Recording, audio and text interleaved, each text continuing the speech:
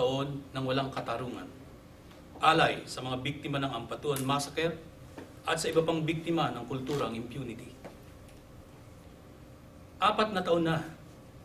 4 na taon na ang nakalilipas at walang habas at laganap. Buong laya pa rin ang pagpaslang sa mga katotong diyarista at manunulat, kasama ang iba pang biktima ng pagpaslang. Alalahanin natin, sa nugnog na bayan ng Maguindanao, bumulagta ang kanilang katawan.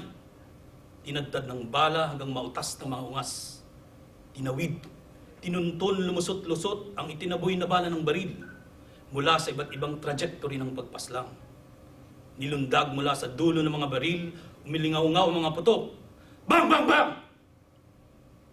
Walang pakundangan ang pagpaslang sa mga anak ng bayan. 4 taon na ang walang katarungan.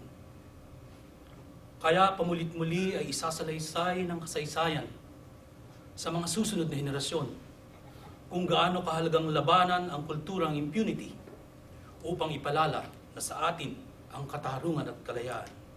Hindi sa kamay nilang walang pakundangang maggasik ng pagpaslang sa mamamayan. Tagubilin lagi ng naunat mga ninuno. Gabay sa ating pag-iral. Sa atin ang katarungang magmulat sa mga salinlahing magmamana ng bukas na tiyak, malaya at katarungang miti ng sanlaksang taon.